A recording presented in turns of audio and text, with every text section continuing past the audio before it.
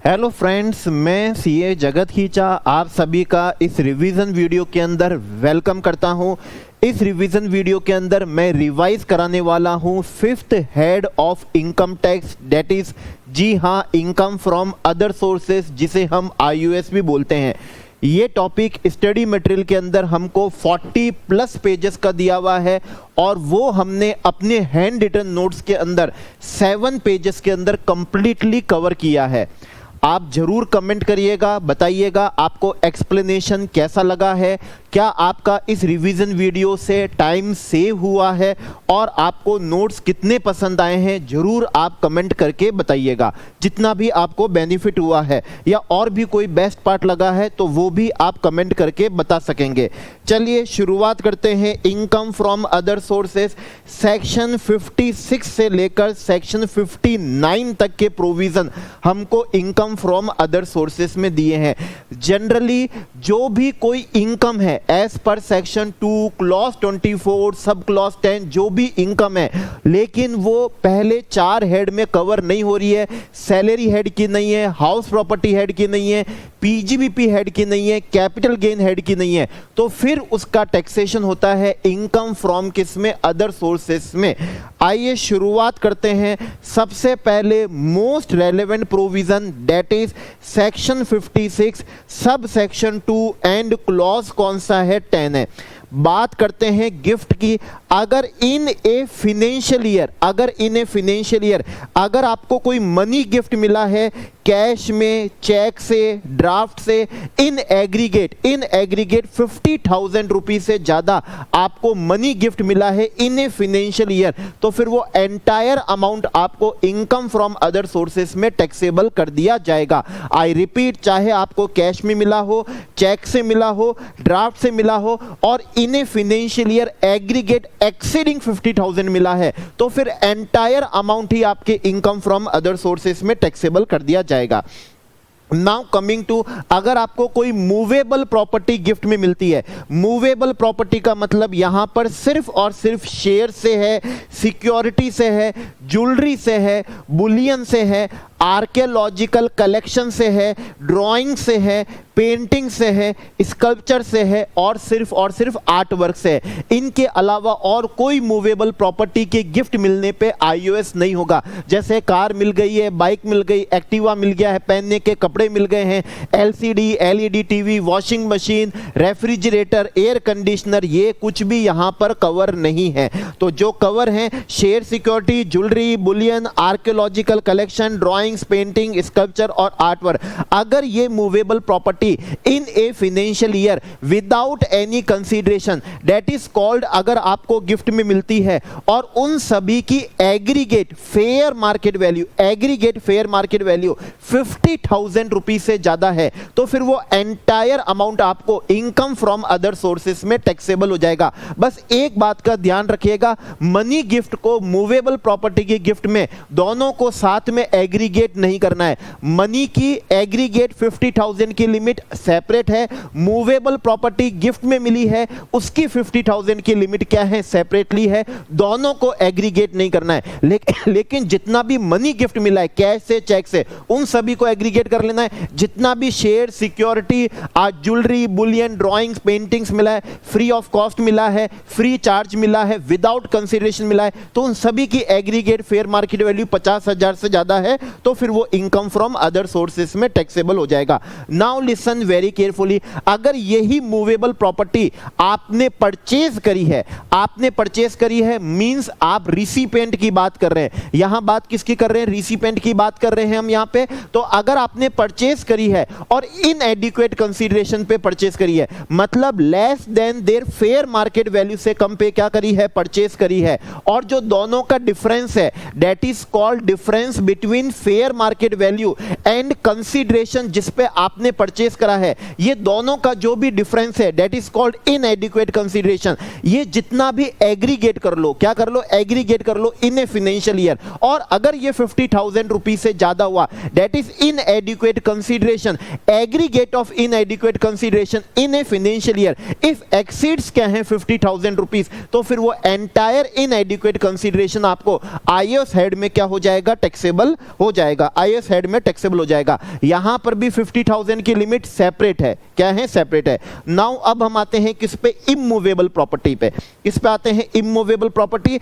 Immovable property being land और building की हम यहां पर बात कर रहे हैं। अगर आपको कोई इमूवेबल प्रॉपर्टी बीइंग लैंड और बिल्डिंग गिफ्ट में मिलती है, विदाउट कंसीडरेशन आपको मिलती है, जिसकी इंडिविजुअल देखना है, एग्रीगेट करके नहीं देखना है। मनी में एग्रीगेट करना है, मूवेबल प्रॉपर्टी गिफ्ट में मिली, एग्रीगेट करना है। मूवेबल प्रॉपर्टी आपने इनएडुकेट कंसीडरेशन पे परचेस करी है तो वहां पर आपको एग्रीगेट करना है, लेकिन इमूवेबल प्रॉपर्टी में एग्रीगेट नहीं करना है। इमूवेबल प्रॉपर्टी में एग्रीगेट नहीं करना है, हर इमूवेबल प्रॉपर्टी को सेपरेटली पर्टिकुलर देखना है। तो अगर आपने विदाउट कंसीडरेशन ली है और उसकी स्टैंप ड्यूटी वैल्यू 50,000 रुपए से ज्यादा है, 50,000 रुपए से ज्यादा एग्रीगेट नहीं करना है, तो फिर एंटायर स्टैंप ड्यूटी वैल्यू का अमाउंट आपको आईओएस हेड में क्या हो जाएगा, टैक्सेबल हो जाएगा। और यही अगर इमूवेबल प्रॉपर्टी आपने परचेस करी है इनएडिक्वेट कंसीडरेशन पे परचेस करी है,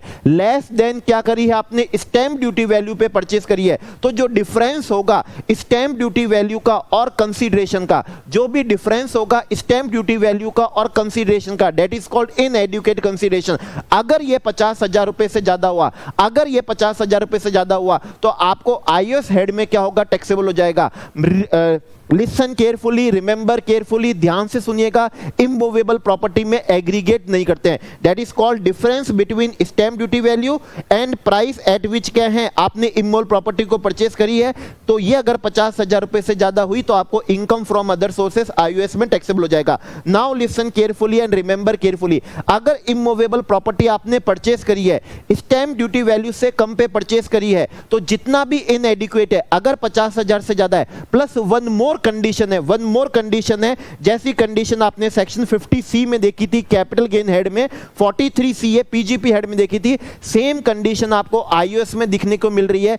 10% का वेरिएशन अलाउ कर दिया है, 10% का वेरिएशन अलाउ किया है। Now listen carefully, remember carefully, ये 10% आपको देखना है एक्चुअल सेल्स कंसीडरेशन का। एक्चुअल सेल्स कंसीडरेशन का 10% मतलब दो चीजें देखनी है, एक तो इनएडुकेट कंसीडरेशन भी 50,000 से ज्यादा हो, और प्लस आपके एक्चुअल परचेस कंसीडरेशन के 10% से भी क्या हो, ज्यादा का हो। ठीक है, दोनों जो डिफरेंस है वो 50,000 रुपए से ज्यादा का भी होना चाहिए। जैसे कि मान लीजिए कोई 10 लाख रुपए की स्टैंप ड्यूटी की वैल्यू की प्रॉपर्टी थी, ओके, ये आपने परचेस कर ली है 9 लाख रुपीस में, 9 लाख रुपीस में परचेस कर ली, तो इनएडिक्वेट कंसीडरेशन कितना हुआ, 1 लाख हुआ। अब ये 1,50,000 रुपए के डिफरेंस से भी ज्यादा है, और जिस प्राइस पे आपने परचेस करी है, जिस प्राइस पे परचेस करी थी आपने 9 लाख पे, तो 9 लाख के 10% दैट इज कॉल्ड 90,000। ये जो आपका क्या था, इनएडिक्वेट कंसीडरेशन था, ये 50,000 की लिमिट से भी ज्यादा है, और जिस प्राइस पे आपने ट्रांजैक्शन करी है उसके 10% से भी क्या ज्यादा है, तो फिर इस केस में आपको क्या हो जाएगा, आईओएस हो जाएगा। ये 1 लाख रुपीस आपको क्या हो जाएंगे, आईओएस हो जाएंगे। लेकिन अगर इसी एग्जांपल को मैं ऐसे कर देता कि स्टैंप ड्यूटी वैल्यू कितनी थी, 10 लाख थी, आपने परचेस करा 9 लाख कितने पे, 20,000 पे, तो इनएडिक्वेट कंसीडरेशन कितना हो गया, 80,000 हो गया। ये 80,000 50,000 के लिमिट से तो ज्यादा है, 50,000 से तो ज्यादा है, लेकिन जिस प्राइस पे आपने परचेस करी है, उसके 10% से क्या नहीं है, ज्यादा नहीं है, उसके 10% से ज्यादा नहीं है, तो इस केस में कोई भी आईओएस नहीं होगा। तो इमूवेबल प्रॉपर्टी इनएडिक्वेट कंसीडरेशन पे परचेस करी है, इंडिविजुअल देखना है, एग्रीगेट नहीं देखना है। तो अगर दो कंडीशन देखोगे, एक तो इनएडिक्वेट कंसीडरेशन भी 50,000 से ज्यादा हो, और प्लस जिस प्राइस पे आपने ट्रांजैक्शन करी है उसके 10% से भी क्या हो, ज्यादा हो, तो फिर क्या होगा, जो डिफरेंस होगा वो आपको आईओएस हेड में टैक्सेबल हो जाएगा। Now listen carefully, remember carefully, जो स्टैंप ड्यूटी वैल्यू लेनी है नॉर्मली किस दिन की ली जाती है, डेट ऑफ रजिस्ट्री की ली जाती है, डेट ऑफ रजिस्ट्री की। लेकिन अगर डेट ऑफ एग्रीमेंट और डेट ऑफ रजिस्ट्री दोनों अलग अलग डेट है, अगर डेट ऑफ एग्रीमेंट और डेट ऑफ रजिस्ट्री क्या है, दोनों अलग अलग डेट है, और आपने डेट ऑफ एग्रीमेंट या उससे पहले मींस ऑन और before the date of agreement full और पार्ट कंसीडरेशन, फुल या फिर इवन पार्ट कंसीडरेशन आपने आपने अकाउंट पे चेक से, आई रिपीट अकाउंट पे चेक से, अकाउंट पे ड्राफ्ट से या other prescribed mode, other prescribed mode मतलब नेफ्ट हो गया, आरटीजीएस हो गया है, ठीक है ना, यूपीआई, भीम यूपीआई हो गया, डेबिट कार्ड, क्रेडिट कार्ड जो होते हैं, ओके। तो अगर आपने ऑन और before the date of agreement even part consideration भी अकाउंट पे चेक से, अकाउंट पे ड्राफ्ट से या अदर प्रेस्क्राइब्ड जो मोड हमको ऑनलाइन दिए हुए हैं उनसे अगर रिसीव कर लिया है तो फिर stamp duty value date of registry की नहीं लेके डेट ऑफ किसकी ले लेंगे, एग्रीमेंट की ले लेंगे। स्टैम्प ड्यूटी वैल्यू किस दिन की लेंगे, डेट ऑफ एग्रीमेंट की ले लेंगे। बस अकाउंट पे चेक होना चाहिए, अकाउंट पे ड्राफ्ट होना चाहिए और अदर प्रेस्क्राइब्ड मोड होना चाहिए। इवन फुल कंसीडरेशन रिसीव नहीं हुआ, पार्ट कंसीडरेशन भी रिसीव हुआ तो stamp duty value date of agreement की लेंगे। एल्स नहीं तो स्टैम्प ड्यूटी वैल्यू किस दिन की ली जाती है, डेट ऑफ रजिस्ट्री की ली जाती है। ओके, नाउ पानी पी लेते हैं। नाउ लिसन केयरफुली, आपको कोई भी आईओएस नहीं होगा, that is called non applicability of 56 subsection 2 clause 10। Recipient को कोई भी आईओएस नहीं होगा अगर ये जो मूवेबल प्रॉपर्टी या इमूवेबल प्रॉपर्टी जो उसने रिसीव करी है, अगर उसने उसको स्टॉक इन ट्रेड की तरह क्या करी है, रिसीव करी है, अगर उसने उसको स्टॉक इन ट्रेड की तरह रिसीव करी है, लिसन केयरफुली, रिमेंबर केयरफुली, अगर आपने उसको स्टॉक इन ट्रेड की तरह अपने बिजनेस के रॉ मटेरियल की तरह अगर उसको रिसीव कर ली है तो फिर उस केस में आपको कोई भी क्या नहीं होगा, आईओएस नहीं होगा। या फिर यह कह दूं आपको आईओएस तभी होगा जब आपने उसको रिसीव करा हो एज ए कैपिटल एसेट। अगर आप उसको एज ए कैपिटल एसेट क्या करोगे, रिसीव करोगे, तो ही फिर वो आपको क्या होगा, आईओएस होगा। स्टॉक इन ट्रेड की तरह, रॉ मटेरियल की तरह रिसीव करोगे तो कोई भी आपको क्या नहीं होगा, आईओएस नहीं होने वाला है। Now listen carefully, remember carefully, अगर ये जो आपको कैश गिफ्ट मिला है, मनी गिफ्ट मिला है, चेक से मिला है या मूवेबल प्रॉपर्टी गिफ्ट में मिली है या फिर इनएडिक्वेट कंसीडरेशन पे परचेज करी है या फिर इमूवेबल प्रॉपर्टी आपने परचेज करी है या फिर आपको क्या मिली है, गिफ्ट में मिली है, मतलब सारे केसेस की बात कर रहा हूं। अगर ये आपको आपकी रिलेटिव से मिले हैं, मतलब मनी गिफ्ट, मूवेबल प्रॉपर्टी की गिफ्ट, इमूवेबल प्रॉपर्टी की गिफ्ट, मूवेबल प्रॉपर्टी आपने इनएडिक्वेट कंसीडरेशन पे परचेज करी, इमूवेबल प्रॉपर्टी इनएडिक्वेट कंसीडरेशन पे परचेज करी, और ये अगर आपने रिलेटिव से करी है, रिलेटिव से क्या करा है, मिला है, तो फिर उस केस में आपको कोई भी क्या नहीं होगा, आईओएस नहीं होगा। अब आइए देखते हैं यहां पर रिलेटिव का क्या मतलब होता है। तो रिलेटिव का मतलब है अगर आप अपने आप को खुद को इंडिविजुअल हस्बैंड मान लीजिए, ठीक है ना, एग्जाम्पल से समझना है, तो आप अपने आप को हस्बैंड हमेशा इंडिविजुअल होगा, तो इंडिविजुअल हस्बैंड मान लीजिए, तो आपके लिए आपकी spouse that is wife, that is लुगाई क्या हो जाएगी, रिलेटिव हो जाएगी। क्या हो जाएगी, रिलेटिव हो जाएगी। आपके लिए आपके ब्रो मतलब ब्रदर और आपकी क्या है, सिस्टर, ये भी क्या हो जाएंगे, रिलेटिव हो जाएंगे। ब्रदर की वाइफ जिसे भाभी बोला जाता है और सिस्टर के हस्बैंड शायद उन्हें जिया जी बोला जाता है, तो वो भी आपके लिए कौन हो जाएंगे, रिलेटिव हो जाएंगे। लेकिन ध्यान रखना, भाई के, छोटे भाई के, बड़े भाई के, छोटी सिस्टर के, बड़ी सिस्टर के जो बच्चे हैं, नेफ्यू हैं, नीस हैं, वो हमारे लिए क्या नहीं है, रिलेटिव नहीं है, वो रिलेटिव नहीं है। स्पाउस के जो क्या होते हैं, भाई जिसे हम ब्रदर इन लॉ बोलते हैं, स्पाउस की क्या हो गई है, वाइफ हो गई है, ठीक है। स्पाउस की सिस्टर जिसे हम साली बोलते हैं और उसके कौन है, हस्बैंड, मालूम नहीं उनको क्या बोलते हैं, वो भी हमारे लिए, हस्बैंड के लिए कौन है, रिलेटिव है। लेकिन brother in law, sister in law के जो बच्चे होंगे वो क्या नहीं है, रिलेटिव नहीं है। जब खुद के भाई के बच्चे ही रिलेटिव नहीं है तो स्पाउस के भाई के, उनकी बहन के बच्चे भी क्या नहीं होंगे, रिलेटिव नहीं होंगे। नाउ लिसन, अब इंडिविजुअल के जो लीनियल असेंडेंट है दैट इज फादर हैं और मदर हैं, तो वो तो उसके रिलेटिव है ही। फादर के जो भाई जिसे हम हिंदी में चाचा या फिर बड़े पापा, मेरी फैमिली में तो बड़े पापा बोलते हैं पर मैक्सिमम शायद ताऊ जी बोलते हैं, तो कौन हो गए, जो ब्रदर हैं। और जो सिस्टर क्या होती है, बुआ होती है, ओके, वो भी हमारे लिए क्या है, रिलेटिव है, वो भी रिलेटिव है। और हमारे जो हमारे पेरेंट्स हैं, फादर हैं, फादर के जो कौन हो गए, ब्रदर हो गए, मतलब चाचा हो गए, ये लिखा भी है चाचा, बड़े पापा, इनकी स्पाउस वाइफ मतलब चाची हो गई है, बड़ी मम्मी हो गई है, वो भी हमारे लिए रिलेटिव है। बुआ रिलेटिव है, बुआ के हस्बैंड शायद फूफा जी, फूफा साहब जो बोलते हैं, वो हमारे लिए रिलेटिव है। लेकिन हमारे चाचा के बच्चे जो कजन ब्रदर होते हैं, हमारे बड़े पापा के बच्चे जो हमारे कजन क्या होते हैं, ब्रदर होते हैं, बुआ के बच्चे जो भी हमारे कजन ब्रदर सिस्टर होते हैं वो हमारे लिए क्या नहीं है, रिलेटिव नहीं है। सेम मदर के भी जो कौन होंगे, भाई जिन्हें हम मामा बोलते हैं, ठीक है ना, मदर की जो क्या होगी, सिस्टर होगी जिसे हम मामी बोलते हैं, दैट इज मामा, और क्या हो गई, मासी हो गई। मामा की वाइफ मामी हो गई है, मासी के हस्बैंड मासा जी जो भी हैं वो भी हमारे लिए रिलेटिव हैं, लेकिन अगेन मामा के बच्चे, मासी के बच्चे वो हमारे लिए रिलेटिव नहीं है। Now listen carefully, remember carefully. अब स्पाउस के जो लीनियल असेंडेंट है जो हमारे लिए कौन होंगे, फादर इन लॉ होंगे और कौन होंगे, मदर इन लॉ होंगे। स्पाउस के पेरेंट्स और उनके ग्रैंड पेरेंट्स अगर जिंदा हैं, ठीक है ना, अगर जिंदा है, अपने भी ग्रैंड पेरेंट्स अगर जिंदा हैं तो वो रिलेटिव हैं, ठीक है। स्पाउस के ग्रैंड पेरेंट्स जिंदा हैं तो वो हमारे रिलेटिव हैं। Now listen carefully, remember carefully.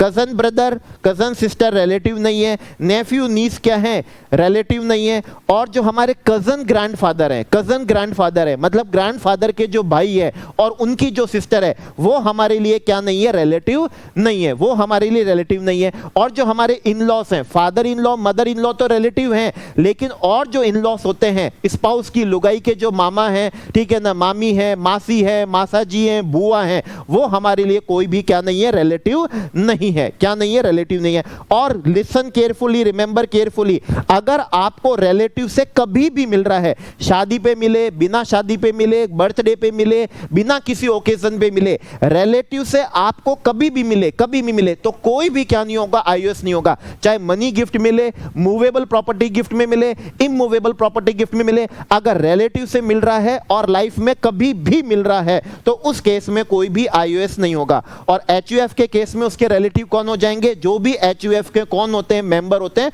वो उसके कौन कहलाते हैं, रिलेटिव कहलाते हैं। Now listen carefully, remember carefully. Relative से तो कभी भी मिले और शादी में किसी से भी मिले, on occasion of marriage of individual. Now listen carefully, remember carefully. जिसकी शादी है उसी को मिलना चाहिए, जिसकी शादी है उसी को मिलना चाहिए। मान लीजिए डॉटर की शादी है और पेरेंट्स को मिल रहा है तो ये एक्सेप्शन में कवर नहीं है। जिसकी खुद की शादी है खुद को मिले और शादी में किसी से भी मिले, यहां पर मैरिज है, इसका मतलब मैरिज एनिवर्सरी एक्सेप्शन में कवर नहीं है। एंगेजमेंट भी क्या नहीं है, कवर नहीं है। तो ऑन ओकेजन ऑफ क्या है, मैरिज ऑफ इंडिविजुअल, तो मैरिज पे किसी से भी मिले और रिलेटिव से तो लाइफ में कभी भी मिले तो भी उस केस में क्या नहीं होगा, कोई आईओएस नहीं होगा। लिख भी दिया है, खुद की क्या होनी चाहिए, शादी होनी चाहिए और खुद को मिलना चाहिए। क्या मिलना चाहिए, खुद को मिलना चाहिए। ओके, इसके बाद में लेस रेलेवेंट, अंडर विल और इनहेरिटेंस अगर कोई हमको देके चले जाता है तो भी हमें कोई भी आईओएस नहीं होगा। अगर कोई इन कंटेम्पलेशन ऑफ क्या है, डेथ है, तो कोई मरने वाला अगर क्या होता है, देके चले जाता है, जो मान लीजिए इल है, ठीक है ना, और शॉर्टली टू एक्सपेक्टेड टू क्या है, डाई है, तो मरने वाला अगर क्या होता है, देके चला जाता है इन कंटेम्पलेशन ऑफ क्या है, डेथ, तो उस केस में भी क्या नहीं होगा, आईओएस नहीं होगा। नाउ लिसन, अगर ये आपको लोकल अथॉरिटी से मिलता है, कोई ट्रस्ट से मिलता है, फाउंडेशन से क्या होता है, मिलता है, इंस्टीट्यूशन से मिलता है, जो इनकम टैक्स के 12AB में रजिस्टर्ड है, या फिर सेक्शन 10 क्लॉज 23C में है, या लोकल अथॉरिटी 10 क्लॉज 20 में है, जो कई फाइनेंशियल असिस्टेंस क्या करते हैं, प्रोवाइड करते हैं, गरीब बच्चों को प्रोवाइड करते हैं, पढ़ाई के लिए प्रोवाइड करते हैं, एजुकेशन के लिए प्रोवाइड करते हैं, मेडिकल के लिए क्या करते हैं, प्रोवाइड करते हैं। कभी कोई मिसहैप हो जाता है, डिजास्टर हो जाता है, बॉम्ब ब्लास्ट हो जाता है, नेचुरल डिजास्टर हो जाता है, तो हेल्प के लिए प्रोवाइड करते हैं। कौन, लोकल अथॉरिटी हो गए, चैरिटेबल ट्रस्ट हो गए, रिलीजियस ट्रस्ट हो गए, ये इंस्टीट्यूशन हो गए, चैरिटेबल इंस्टीट्यूशन, तो उस केस में भी कोई भी आईओएस नहीं होगा। तो फ्रॉम क्या हो गया, लोकल अथॉरिटी हो गया, जैसे पढ़ाई के लिए स्कॉलरशिप दी जाती है, मॉनिटरी असिस्टेंस दी जाती है, किसी ट्रस्ट से मिल रहा है, एजुकेशनल, मेडिकल, रिलीजियस, चैरिटेबल से मिल रहा है, ठीक है ना, कोई ड्रॉट हो गया था, फ्लड हो गया था, अर्थक्वेक हो गया था कोरोना की वजह से, उस केस में कोई भी क्या नहीं होगा, आईओएस नहीं होगा। जब अमलगमेशन हो जाता है तो अमलगमेटिंग कंपनी के शेयर होल्डर को अमलगमेटेड कंपनी के क्या मिलते हैं, शेयर्स मिलते हैं, और शेयर्स मूवेबल प्रॉपर्टी में कवर हैं। लेकिन आपको मालूम हो ये कैपिटल गेन में सेक्शन 47 में कवर है, इस ट्रांसफर पे कैपिटल गेन नहीं लगता है, तो 47 में कैपिटल गेन नहीं लगता है और यहां पर क्या नहीं होता है, आईओएस नहीं होता है अमलगमेशन पे, ठीक है। होल्डिंग कंपनी, ठीक है ना, होल्डिंग कंपनी और क्या हो गए, सब्सिडरी हो गए हैं। ओके, एचयूएफ का क्या हो गया, पार्टीशन हो गया, तो जब 47 में उस पर कोई भी क्या नहीं लगता, कैपिटल गेन टैक्स नहीं लगता, तो यहां पर भी कोई भी क्या नहीं लगेगा, आईओएस नहीं लगेगा। Now listen carefully, remember carefully. अभी तो कम रेलेवेंट है, लेकिन कोरोना टाइम का था।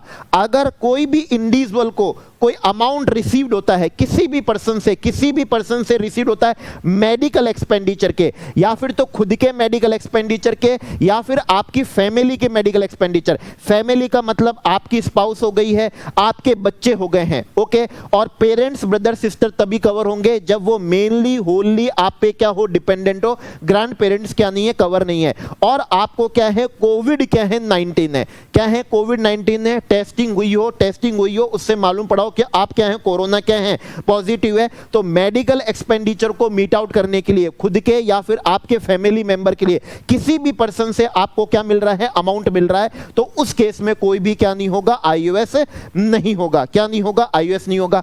और अगर मान लीजिए कोविड 19 की वजह से आपकी डेथ हो जाती है, मतलब जब भी आप कोविड क्या हुए थे, पॉजिटिव हुए थे, अगर उसके विद इन 6 मंथ में क्या हो जाती है, डेथ हो जाती है, तो डेथ पे अगर क्या मिल रहा है, पैसा मिल रहा है, एम्प्लॉयर से मिल रहा है, तो कितना भी आपको मिला हो, कोई भी क्या नहीं होगा, आईओएस नहीं होगा।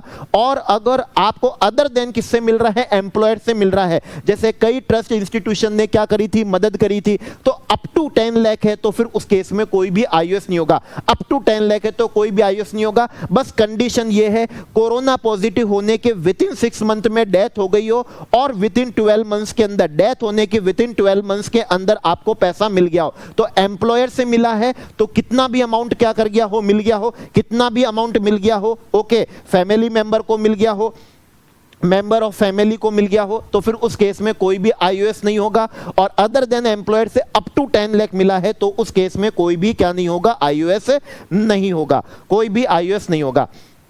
Now listen carefully, remember carefully. अगर कोई रेसिडेंट आउटसाइड इंडिया जाके, बाहर जाके किसी नॉन रेसिडेंट को, या फिर मान लीजिए कोई रेसिडेंट है बट नॉट ऑर्डिनरी क्या है, रेसिडेंट है बट नॉट ऑर्डिनरी रेसिडेंट है, और इंडिया के बाहर जाके, आउटसाइड इंडिया जाके उसको 50,000 रुपए से ज्यादा की मनी गिफ्ट दे देता है, चेक से दे देता है, कैश दे देता है, ड्राफ्ट दे देता है, 50,000 से ज्यादा की आउटसाइड इंडिया नॉन रेसिडेंट को जाके या फिर नॉट ऑर्डिनरी रेसिडेंट को जाके क्या दे देता है, गिफ्ट दे देता है। ठीक है ना, सिर्फ मनी गिफ्ट की बात कर रहे हैं, मूवेबल प्रॉपर्टी की बात नहीं कर रहे हैं, सिर्फ मनी गिफ्ट की बात कर रहे हैं। तो इवन अगर आपने क्या दिया है, बाहर ही क्या दिया है, गिफ्ट दिया है, और दिया भी नॉन रेसिडेंट या नॉट ऑर्डिनरी रेसिडेंट को है, तो वो जो गिफ्ट दिया है उसे डीम टू एक्रू और अराइज इन इंडिया माना जाएगा, और इंडिया में वो क्या हो जाएगा, टैक्सेबल हो जाएगा, इंडिया में टैक्सेबल हो जाएगा। Now listen carefully, remember carefully. अगर जो मूवेबल प्रॉपर्टी आपको गिफ्ट में मिली है, या इनएडिक्वेट कंसीडरेशन पे खरीदी है, या फिर इमूवेबल प्रॉपर्टी जो आपको गिफ्ट में मिली है या इनएडिक्वेट कंसीडरेशन पे आपने परचेज करी है, और उस पे 56 सबसेक्शन 2 और क्लॉज 10 से आपको आईओएस हो गया है, कितने अमाउंट तक होता है आईओएस, उसकी फेयर मार्केट वैल्यू तक आईओएस हो जाता है, और इमूवेबल प्रॉपर्टी में उसकी स्टैंप ड्यूटी वैल्यू तक क्या हो जाता है, आपको आईओएस हो जाता है। तो अगर आपको आईओएस हो गया, तो अब आपके लिए उसकी कॉस्ट ऑफ एक्विजिशन, वो फेयर मार्केट वैल्यू उसकी कॉस्ट ऑफ एक्विजिशन हो जाएगी, वो स्टैंप ड्यूटी वैल्यू आपके लिए क्या बन जाएगी, कॉस्ट ऑफ एक्विजिशन बन जाएगी। ऐसा तभी होगा जब आपको 56 सबसेक्शन 2 और क्लॉज 10 में क्या हुआ हो, हुआ। तो अब आपके लिए कॉस्ट ऑफ एक्विजिशन क्या होगी, जो फेयर मार्केट वैल्यू जितने तक आपको आईओएस हो गया, वो स्टैंप ड्यूटी वैल्यू जितने तक आपको आईओएस हो गया, वो अब आपके लिए उसकी क्या बन जाएगी, कॉस्ट ऑफ एक्विजिशन बन जाएगी। नाउ लिसन केयरफुली और रिमेंबर केयरफुली। एक बहुत अच्छा इंपॉर्टेंट क्या है, प्रोविजन है, लेकिन इस प्रोविजन की एप्लीकेबिलिटी, अच्छा ये जो प्रोविजन है सेक्शन 56 है, सब सेक्शन 2 है, और क्लॉज कौन सा है, 7B है। इसकी एप्लीकेबिलिटी कंपनी पे है, company closely held company, that is जिसके अंदर पब्लिक सब्सटेंशियली क्या नहीं है, इंटरेस्टेड नहीं है। अगर ये कंपनी कोई शेयर इशू करती है, चाहे रेसिडेंट को करे चाहे नॉन रेसिडेंट को करे, डजंट मैटर, किसी को भी शेयर्स क्या कर देते हैं, इशू कर देते हैं। फिर पैसा आता है कौन सा, शेयर कैपिटल और सिक्योरिटी प्रीमियम। सिक्योरिटी प्रीमियम आने का मतलब है आपने उसको फेस वैल्यू से ज्यादा पे क्या करा है, इशू करा है। तो अगर कोई private company, closely held company, resident share holder को, नॉन रेसिडेंट शेयर होल्डर को इशू ऑफ क्या करती है, शेयर करती है, ध्यान रखिएगा प्रीमियम पे इशू करती है। प्रीमियम का मतलब है उसकी जो फेस वैल्यू है 100 रुपए फेस वैल्यू, तो 100 रुपए से ज्यादा पे कराओ, प्लस उसकी फेयर मार्केट वैल्यू से भी ज्यादा पे क्या करा है, इशू करा है। फेयर मार्केट वैल्यू से भी ज्यादा पे करा है और उसकी फेस वैल्यू से भी ज्यादा पे करा है, दोनों पे आपने करा है। एक तो फेयर मार्केट वैल्यू से भी ज्यादा करा है, उसकी फेस वैल्यू से भी ज्यादा पे करा है। तो जो भी डिफरेंस होगा, जो भी फेयर मार्केट वैल्यू और इश्यू प्राइस में जो भी डिफरेंस होगा वो प्राइवेट कंपनी के लिए, क्लोजली हेल्ड कंपनी के लिए क्या कर दिया जाएगा, आईओएस कर दिया जाएगा। जो भी डिफरेंस होगा इश्यू प्राइस का और उसकी फेयर मार्केट वैल्यू का, जो भी डिफरेंस है, मतलब जितना भी एक्सेसिव पेमेंट उन्होंने ले लिया है, प्राइवेट कंपनी ने क्या कर लिया, ले लिया है, उसकी फेयर मार्केट वैल्यू से भी ज्यादा ले लिया है। तो जितना ज्यादा ले लिया उसको हम आईओएस के तरीके से कंपनी के हैंड में टैक्सेबल कर देंगे। इसको आप एग्जांपल से भी समझ सकेंगे। जैसे इन सभी में फेस वैल्यू तो कितनी रखी है, 100 रखी है, फेयर मार्केट वैल्यू 120 है, इश्यू प्राइस 130 है। तो आप देखेंगे यहां पर फेस वैल्यू से भी ज्यादा पे इशू हुआ है, मतलब प्रीमियम पे है, और उसकी फेयर मार्केट वैल्यू से भी क्या हुआ है, ज्यादा पे इशू हुआ है। इसका मतलब क्या हुआ, आईओएस होगा। और आईओएस कितना होगा, जो डिफरेंस होगा इश्यू प्राइस और फेयर मार्केट वैल्यू, ये 10 रुपए पर शेयर कंपनी को क्या हो जाएगा, आईओएस हो जाएगा। नाउ सेकंड वाले पे आते हैं। फेस वैल्यू तो 100 रुपए ही है, इश्यू प्राइस कितनी है, 99 है, मतलब प्रीमियम पे क्या नहीं हुआ, इश्यू नहीं हुआ। भले ही फेयर मार्केट वैल्यू से ज्यादा पे इश्यू हो गया हो, लेकिन प्रीमियम पे क्या नहीं हुआ, इश्यू नहीं हुआ। तो किसी भी तरह का कोई भी आईओएस नहीं होगा क्लोजली हेल्ड कंपनी को। तीसरे एग्जांपल में फेस वैल्यू 100 है, इश्यू 110 में करा, मतलब प्रीमियम पे करा है, और आपने उसकी फेयर मार्केट वैल्यू से भी ज्यादा पे करा है। फेयर मार्केट वैल्यू 90 है, आपने इशू 110 पे करा, तो प्रीमियम पे भी करा है और उसकी फेयर मार्केट वैल्यू से भी ज्यादा करा है। तो जो डिफरेंस होगा इशू प्राइस और फेयर मार्केट वैल्यू का, that is 20 rupees per share, closely held company को क्या हो जाएगा, आईएस हो जाएगा। फोर्थ वाले एग्जांपल में इशू प्राइस तो 100 है, फेस वैल्यू, इश्यू प्राइस कितनी है, 90 है, मतलब प्रीमियम पे इश्यू हुआ ही नहीं है, प्रीमियम पे इश्यू हुआ ही नहीं है। तो इस केस में कोई आईओएस हो ही नहीं सकता। और लास्ट एग्जांपल में फेस वैल्यू 100 है, इश्यू प्राइस 110 है, मतलब प्रीमियम पे तो इश्यू हुआ है, प्रीमियम पे इश्यू हुआ है, और फेयर मार्केट वैल्यू 120 है, मतलब फेयर मार्केट वैल्यू से ज्यादा पे इश्यू नहीं हुआ। प्रीमियम पे इश्यू हुआ है लेकिन फेयर मार्केट वैल्यू से ज्यादा पे इश्यू नहीं हुआ। तो ऐसी स्थिति में क्लोजली हेल्ड कंपनी को किसी भी तरह का कोई भी क्या नहीं होगा, आईओएस नहीं होगा, किसी भी तरह का कोई भी आईओएस नहीं होगा। यस, अब हम आते हैं section 56 sub section 2 clause 1B। वो होता है हमारी कौन सी इनकम का, कैजुअल इनकम का। कैजुअल इनकम का मतलब है अगर कोई विनिंग हुई है, बैटिंग से इनकम हुई है, गैम्बलिंग से इनकम हुई है, विनिंग लॉटरी से हुई हो, क्रॉसवर्ड पजल से हुई हो, कोई रेस से हुई हो, कोई कार्ड गेम से हुई हो, या कोई अदर गेम में पार्टिसिपेट करने से हुई हो, ओके, कैजुअल इनकम है। लेकिन ध्यान रखिएगा, अगर आपको income owning and maintaining race horses से हुई है, owning and maintaining race horses से हुई है, तो वो कैजुअल इनकम नहीं होती है, वो कैजुअल इनकम नहीं होती है। कैजुअल इनकम का taxation under section 115BB, listen carefully, remember carefully, under section 115BB at the rate of कितने से होता है, 30% से होता है। इस इनकम का टैक्सेशन ग्रॉस बेसिस पे होता है। इस इनकम के रेस्पेक्ट में आपको किसी भी एक्सपेंडिचर की डिडक्शन नहीं मिलेगी, चैप्टर 6A की कोई भी डिडक्शन आपको नहीं मिलेगी, बेसिक एग्जम्पशन लिमिट का बेनिफिट आपको नहीं मिलेगा, आप इसके अगेंस्ट कोई लॉसेस भी क्या नहीं कर सकते, सेट ऑफ नहीं कर सकते। ग्रॉस बेसिस पे टैक्सेबल होती है। टीडीएस करता है सेक्शन 194B और 194 किसमें, डबल बी में, वो भी एट द रेट ऑफ कितने, 30% से टीडीएस होता है। लेकिन एक बात आप बिल्कुल ध्यान रखिएगा, सेक्शन 87A की जो रिबेट होती है, 87A की जो रिबेट होती है, वो रिबेट आप इस टैक्स में से क्या कर सकेंगे, ले सकेंगे, वो रिबेट आपको यहां पर जरूर मिल जाती है। Now listen carefully, remember carefully, अगर लॉटरी का जो एजेंट है, जो लॉटरी टिकट बेच रहा है, अगर उसको अनसोल्ड लॉटरी टिकट में से विनिंग हो जाती है, प्राइज मनी मिल जाता है, विनिंग हो जाती है अनसोल्ड लॉटरी टिकट से, जिसका बिजनेस ही क्या था, लॉटरी टिकट को बेचना था, तो जो अनसोल्ड लॉटरी टिकट थे उसमें से उसकी विनिंग निकल गई है, तो भी उस विनिंग को कैजुअल इनकम मानेंगे। अदर सोर्सेस में टैक्सेबल होगी, पीजीपी हेड में टैक्सेबल नहीं होगी। 115BB में 30% की रेट से ही उसके भी क्या लगेगा, टैक्स लगने वाला है। Now listen carefully, remember carefully, अगर आपको क्या है, ऑनलाइन गेमिंग से इनकम हुई है, ऑनलाइन गेमिंग से इनकम हुई है, तो ऑनलाइन गेमिंग के रेस्पेक्ट में टैक्सेबिलिटी 115 बीबीजे में होती है, टीडीएस 194 किस में होता है, बीए के अंदर होता है, जिसके लिए सेपरेटली ऑलरेडी वीडियो लेक्चर में आपको प्रोवाइड कर चुका हूं। डिटेल के अंदर विद न्यूमेरिकल को मैंने क्या करा है, एक्सप्लेन कराया है, सॉल्व कराया है, एग्जाम के पॉइंट ऑफ व्यू से बिल्कुल क्या है, रेलेवेंट है, मस्ट देखना चाहिए। 2x स्पीड पे करके देखिए, 1.5 पे देखिए, 1.75 पे देखिए, लेकिन मिस मत करिएगा। एग्जाम में आने के भरपूर भरपूर भरपूर मतलब बहुत ज्यादा चांसेस हैं। ऑनलाइन जो गेमिंग होती है उससे जो आपको क्या हुई है, विनिंग हुई है, उसके टैक्सेबिलिटी को लेके, तो उसकी टैक्सेबिलिटी 115 डबल बी से नहीं होती है, 115 बीबीजे से होती है। टैक्सेबिलिटी होती तो 30% है, 30% से, लेकिन टीडीएस 194 बी और डबल बी में नहीं होता, 194 किस में होता है, बीए के अंदर होता है।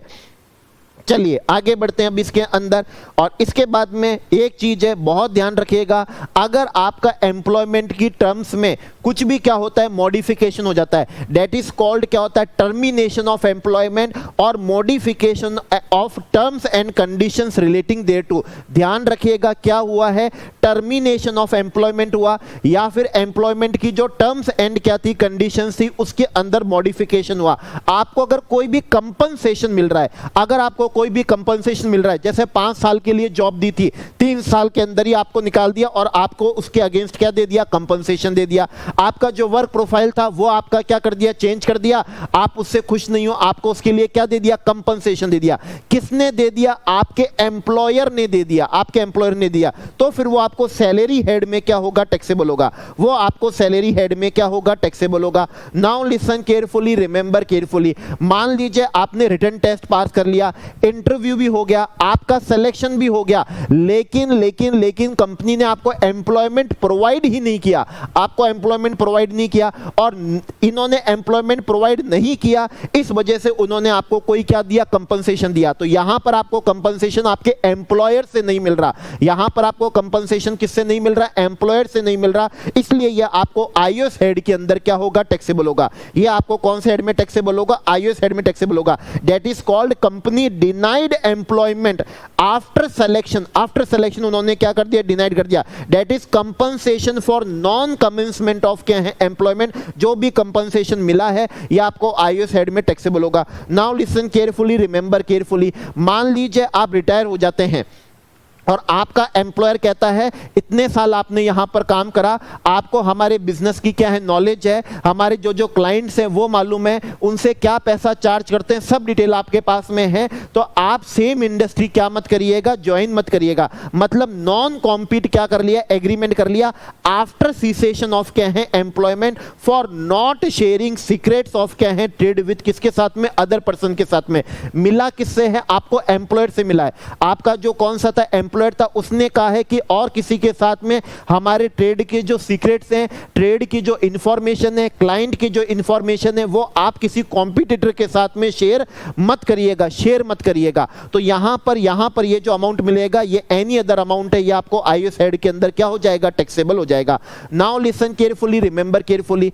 ये जो आपका टर्मिनेशन और टर्म्स एंड कंडीशन में जो मॉडिफिकेशन हुआ था, अगर ये बिजनेस की टर्म्स एंड कंडीशन में मॉडिफिकेशन होता या बिजनेस का कॉन्ट्रैक्ट का क्या होता, टर्मिनेशन होता, दैट इज कॉल्ड टर्मिनेशन और modification in terms and condition of any contract relating to business. फिर आपको कोई कंपनसेशन या अमाउंट मिलता तो फिर वो सैलरी हेड में भी नहीं जाता, आईओएस हेड में भी नहीं आता, फिर वो आपको पीजीपी हेड के अंदर क्या होता, टैक्सेबल होता। फिर वो आपको पीजीबीपी हेड के अंदर क्या होता, टैक्सेबल होता। Now listen carefully, remember carefully.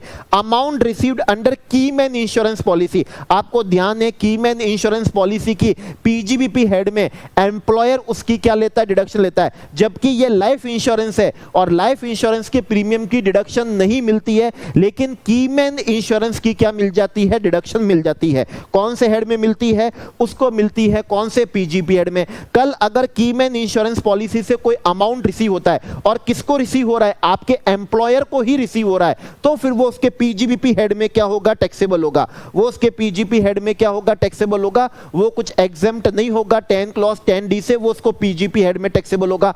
अगर एम्प्लॉयर ने वो इंश्योरेंस आपको दे दिया है, आपको क्या कर दिया, प्रोवाइड कर दिया, वो इंश्योरेंस पॉलिसी आपको क्या कर दी है, प्रोवाइड कर दी है, फिर एम्प्लॉय को अगर उससे पैसा मिलता है, एम्प्लॉय को मिलता है, ठीक है, कीमैन इंश्योरेंस पॉलिसी से अमाउंट रिसीव होता है एम्प्लॉय को, तो फिर वो उसकी सैलरी हेड में क्या होगा, टैक्सेबल होगा। That is amount received by the employee, ठीक है ना, जिसके नाम पे क्या ली गई थी, पॉलिसी ली गई थी, तो फिर वो उसको सैलरी हेड में टैक्सेबल होगा। लेकिन अगर एम्प्लॉयर को भी ना मिले, एम्प्लॉय को भी ना मिले, मतलब जैसे मान लीजिए फैमिली मेंबर को क्या मिल रहा है, तो फिर वो सैलरी हेड में भी नहीं जा सकता, क्योंकि फैमिली तो कोई फैमिली मेंबर तो एम्प्लॉय थे ही नहीं, एम्प्लॉयर पीजीबीपी में भी नहीं जा सकता, तो फिर वो टैक्सेबल होता है किसमें, आईओएस हेड में। इसका मतलब है अगर अमाउंट रिसीव्ड हो रहा है कीमैन इंश्योरेंस पॉलिसी से, लेकिन received by other than employee है, और अदर देन कौन है, एम्प्लॉयर है, मतलब जैसे फैमिली मेंबर हो गए, तो फिर वो उनको आईओएस हेड के अंदर क्या हो जाएगा, टैक्सेबल हो जाएगा।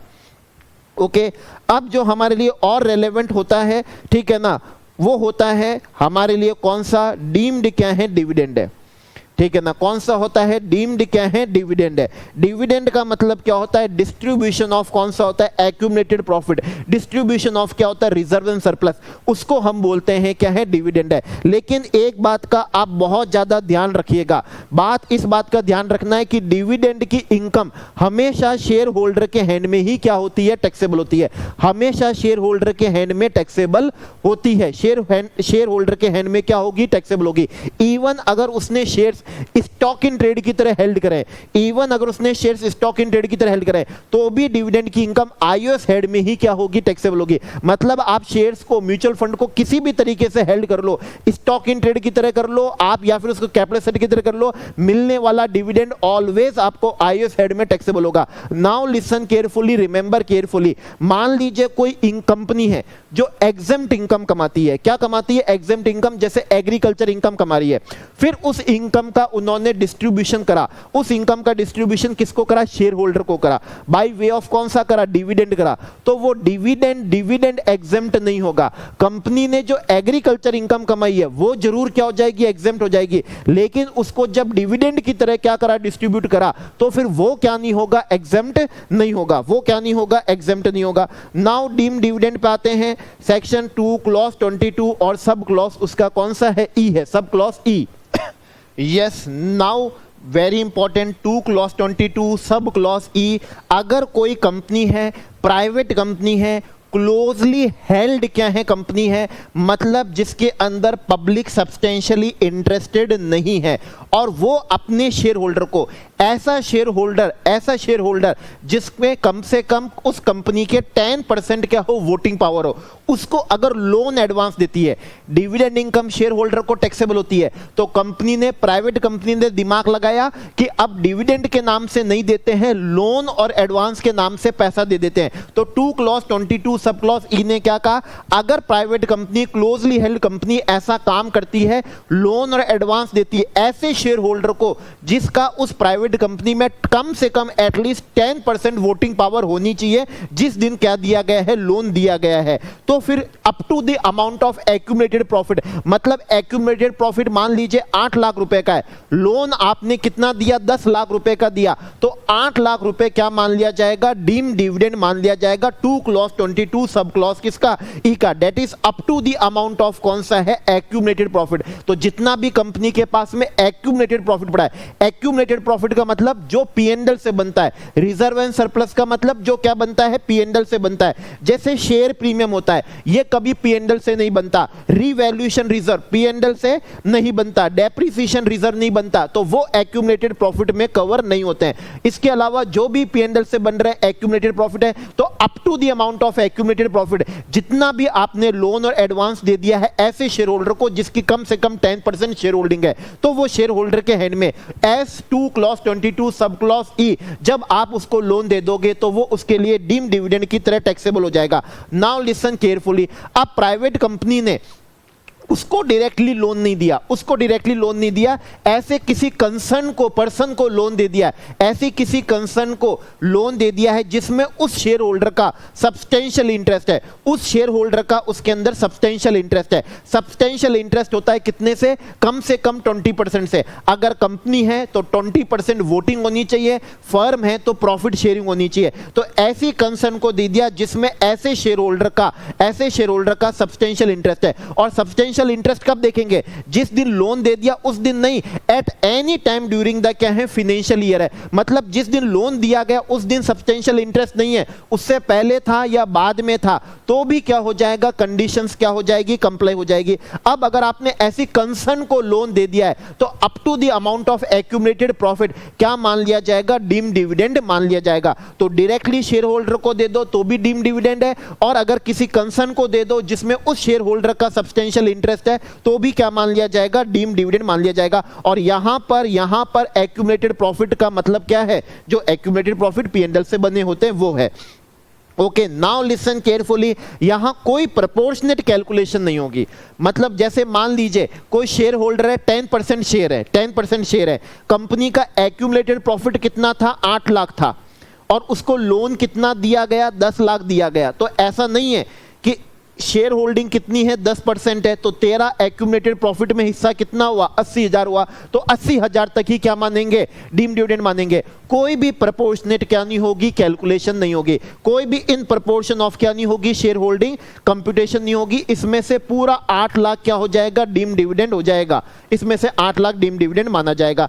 इससे कोई फर्क नहीं पड़ता है, इससे कोई फर्क नहीं पड़ता है कि आपने मार्केट रेट ऑफ इंटरेस्ट पे उसको लोन दिया। इससे भी कोई फर्क नहीं पड़ता है कि उसने बाद में लोन का रीपेमेंट कर दिया। डजंट मैटर कि वो लोन का रीपेमेंट भी कर दे, मार्केट रेट ऑफ इंटरेस्ट पे भी आप क्या दे दो, लोन दे दो, तो भी वो तो क्या रहेगा? डीम डिविडेंड ही रहेगा। लेकिन नाउ लिसन केयरफुली, अगर आपका प्रिंसिपल बिजनेस ही कौन सा है? मनी लेंडिंग का है। अगर आपका प्रिंसिपल बिजनेस ही मनी लेंडिंग का है और जो आपने लोन एडवांस दिया है वो एज ए कॉमर्शियल ट्रांजैक्शन की तरह दिया, मार्केट रेट ऑफ इंटरेस्ट पे दिया है, तो उस केस में उसे डीम डिविडेंड नहीं मानेंगे। I repeat, listen carefully, remember carefully, अगर आपका प्रिंसिपल बिजनेस ही मनी लेंडिंग का है, मार्केट रेट ऑफ इंटरेस्ट पे दिया है और कॉमर्शियल ट्रांजैक्शन बिजनेस की ट्रांजैक्शन की तरह दिया है, तो कोई भी डीम डिविडेंड नहीं मानेंगे। नाउ लिसन केयरफुली, अगर आपने ऐसे शेयर होल्डर को कोई ट्रेड एडवांस दिया, मतलब मान लीजिए आप उससे कुछ क्या लेते हैं, मटेरियल लेते हैं, और एज ए ट्रेड एडवांस की तरह दिया है, मतलब ये तो बिजनेस की कॉमर्शियल ट्रांजैक्शन हो गई, उस केस में कोई भी डीम डिविडेंड नहीं माना जाएगा। Now listen carefully, remember carefully, मान लीजिए आज आपने लोन दिया, ठीक है, 10 लाख रुपए का क्या दिया था? लोन दिया था, उसमें से 8 लाख रुपए को डीम डिविडेंड मान लिया गया था, डीम डिविडेंड मान दिया गया। अब कल कंपनी ने वास्तव में डिविडेंड दिया, कल कंपनी ने वास्तव में मान लीजिए 3 लाख रुपए का क्या दिया? डिविडेंड दिया, और कंपनी ने वो 3 लाख रुपए आपके इस लोन में से क्या कर लिए? एडजस्ट कर लिए, ठीक है ना, आपके इस लोन में से क्या कर लिए हैं? एडजस्ट कर लिए। कि आपको लोन दिया था 10 लाख का, तो इसमें से 3 लाख क्या कर लिए? एडजस्ट कर लिए, मतलब आउटस्टैंडिंग बैलेंस कितना रख दिया? 7 लाख रख दिया। तो पहले हमने ऑलरेडी डीम डिविडेंड माना गया है, अब जो डिविडेंड गया वो लोन के अमाउंट में से क्या कर लिया गया है? एडजस्ट कर लिया गया है। तो इस 3 लाख को जो आज जो डिविडेंड दिया गया है, अब इसको क्या नहीं मानेंगे? डिविडेंड नहीं मानेंगे।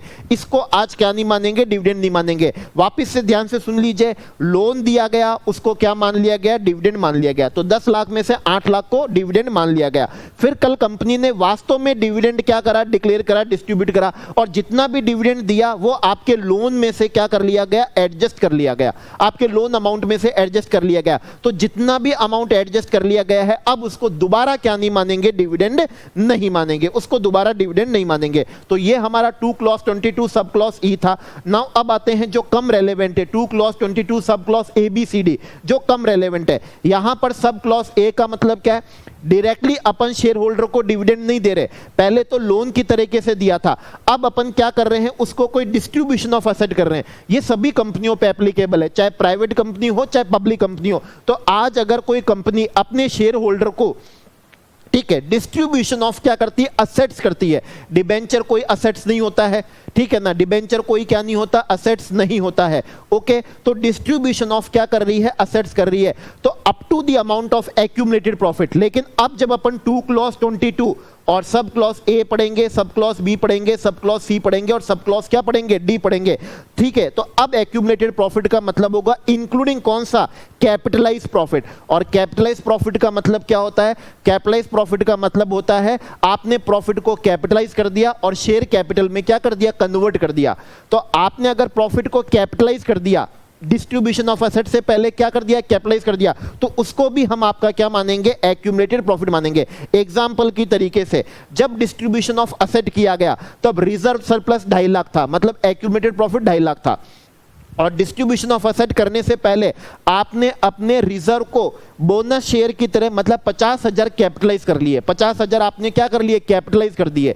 तो अब एक्यूमुलेटेड प्रॉफिट कितना माना जाएगा, 2 clause 22 sub clause A B C D के पर्पस से आपका 3 लाख माना जाएगा। तो जितना भी आप डिस्ट्रीब्यूशन ऑफ एसेट करोगे, जो भी उसकी क्या होगी, फेयर मार्केट वैल्यू होगी as on the date of कौन सा distribution, up to the amount of कौन सा, एक्यूमुलेटेड प्रॉफिट। मतलब 5 लाख रुपए का आपने फेयर मार्केट वैल्यू का क्या दे दिया, असेट दे दिया, तो अप टू 3 लाख तक उसको क्या माना जाएगा, डीम डिविडेंड माना जाएगा। एक बात आप ध्यान से समझ लीजिएगा, अगर आप इक्विटी शेयर होल्डर को बोनस शेयर्स इश्यू करते हो, इक्विटी शेयर होल्डर को अगर आप इश्यू ऑफ क्या करते हो, बोनस शेयर्स करते हो, तो वो कभी भी क्या नहीं होता है, डीम डिविडेंड नहीं होता है। वो क्या नहीं होता, पहली बात तो वो डिस्ट्रीब्यूशन ऑफ एसेट है ही नहीं, डिस्ट्रीब्यूशन ऑफ क्या नहीं है, असेट ही नहीं है। ओके, इसके बाद में हम 2 क्लॉज 22 सब क्लॉज किस पे आते हैं, बी पे आते हैं। इस बार आपने डिस्ट्रीब्यूशन ऑफ एसेट नहीं करा, आपको मालूम पड़ा कि वो सब क्लॉज ए से डीम डिविडेंड हो जाएगा, तो आपने अपने शेयर होल्डर को क्या करा, इश्यू ऑफ डिबेंचर कर दिया, डिस्ट्रीब्यूशन ऑफ क्या कर दिया, डिबेंचर कर दिया। चाहे इक्विटी शेयर होल्डर को करा, चाहे आपने प्रेफरेंस शेयर होल्डर को करा, आपने क्या कर दिया, डिस्ट्रीब्यूशन ऑफ डिबेंचर कर दिया। तो up to the amount of कौन सा है, एक्यूमुलेटेड प्रॉफिट इंक्लूडिंग कौन सा, कैपिटलाइज्ड प्रॉफिट, वो शेयर होल्डर के लिए क्या हो जाएगा, डीम डिविडेंड हो जाएगा, वो उसके लिए क्या हो जाएगा, टैक्सेबल हो जाएगा। नाउ लिसन केयरफुली, अगर आप बोनस शेयर्स इश्यू करते हो इक्विटी शेयर होल्डर को, सभी इक्विटी शेयर होल्डर को क्या कर दिया, बोनस शेयर्स इश्यू कर दिया, कोई खास बात नहीं है, प्रोपोर्शन सबकी शेयर होल्डिंग का क्या रहेगा, सेम रहेगा। तो bonus shares equity share holder को क्या करोगे, बोनस शेयर्स इश्यू करोगे, तो वो तो डीम डिविडेंड नहीं है। लेकिन अगर आपने प्रेफरेंस शेयर होल्डर्स को क्या करा, बोनस शेयर्स इशू करा, प्रेफरेंस शेयर होल्डर्स को क्या करा, बोनस शेयर्स इशू करा, तो फिर वो शेयर होल्डर के लिए, प्रेफरेंस शेयर होल्डर के लिए जरूर क्या बन जाएगा, डीम डिविडेंड बन जाएगा, up to the amount of कौन से तक, एक्यूमुलेटेड प्रॉफिट तक, up to the amount of कौन सा है, एक्यूमुलेटेड प्रॉफिट है। ठीक है, आई थिंक बात समझ में आ गई होगी। नाउ लिसन, पानी पी लेते हैं। यस, अब हमारे हैं 2 क्लॉज 22 सब क्लॉज किस पे, सी पे। अब कंपनी का क्या हो गया, लिक्विडेशन हो गया। कंपनी के लिक्विडेशन पे जो भी डिस्ट्रीब्यूशन ऑफ एसेट हो रहा है, डिस्ट्रीब्यूशन ऑफ एसेट हो रहा है, ठीक है, up to the amount of accumulated profit including capitalised profit. देखिए क्या है, कंपनी ने अब तक अपने प्रॉफिट को रिजर्व एंड सरप्लस की तरह संभाल के रखा, ठीक है, सारा प्रॉफिट डिस्ट्रीब्यूट नहीं करा, जितना डिस्ट्रीब्यूट करा वो डिविडेंड की तरह डिस्ट्रीब्यूट कर लिया, बाकी बचा के रख लिया। लेकिन आज कंपनी का लिक्विडेशन ही हो गया। अब जब लिक्विडेशन ही हो गया तो अब तो सब कुछ बांटना ही पड़ेगा। तो जितना भी उन्होंने डिस्ट्रीब्यूशन ऑफ एसेट करा, तो वो उसकी जो भी फेयर मार्केट वैल्यू होगी, मतलब मान लीजिए आपको 10 लाख रुपए की फेयर मार्केट वैल्यू का एसेट क्या हुआ, डिस्ट्रीब्यूट हुआ, लेकिन कंपनी के पास में 7 लाख रुपीस का एक्यूमुलेटेड प्रॉफिट था, तो इसका मतलब 7 लाख तो डिविडेंड मिला आपको, तो जो एक्यूमुलेटेड प्रॉफिट था वही क्या करा है, मिला है। ठीक है, तो ये 7 लाख क्या माना जाएगा, up to the amount of accumulated profit आपको क्या माना जाएगा, डीम डिविडेंड माना जाएगा। Up to the amount of कौन सा होगा, up to the amount of accumulated profit है।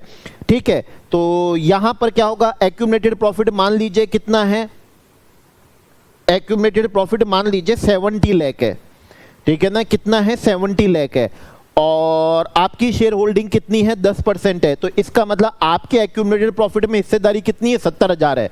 कितनी है, 70,000 रुपए है, नहीं 70,000 रुपए नहीं, 7 लाख रुपए है। कितने रुपए है, 7 लाख रुपए। और आज आपको लिक्विडेशन पे 10 लाख रुपए की फेयर मार्केट वैल्यू के असेट मिले, तो उस 10 लाख में से 7 लाख रुपए तो क्या है, डिविडेंड है। बाकी का जो 3 लाख रुपए मिला ना, बाकी का 3 लाख रुपए किसके लिए मिला, जो इक्विटी शेयर्स गए आपके, वो उसके ट्रांसफर के लिए मिला है, वो उसके किसके लिए मिला है, ट्रांसफर के लिए मिला है। तो इसमें से इक्विटी शेयर्स की आप कॉस्ट ऑफ एक्विजिशन को क्या कर लीजिएगा, लेस कर लीजिएगा, रिजल्टेंट अमाउंट आपको क्या आ जाएगा, कैपिटल गेन आ जाएगा। ओके तो जब भी कंपनी का लिक्विडेशन होता है, लिक्विडेशन पे डिस्ट्रीब्यूशन ऑफ क्या होता है, असेट होता है, तो up to the amount of कौन सा, एक्यूमुलेटेड प्रॉफिट, वो शेयर होल्डर के लिए क्या होता है, डीम डिविडेंड होता है। और एक्यूमुलेटेड प्रॉफिट किस दिन का लेना होता है, डिस्ट्रीब्यूशन के दिन का नहीं, ठीक है, लिक्विडेशन के दिन का, up to the date of कौन सा, liquidation, not distribution. Fair market value तो किस दिन की लेते हैं, डिस्ट्रीब्यूशन के दिन की, और एक्यूमुलेटेड प्रॉफिट किस दिन का लेते हैं, up to the date of किसका लेते हैं, लिक्विडेशन का लेते हैं। ये होता है 2 क्लॉज 22 और सब क्लॉज कौन सा होता है, सी होता है।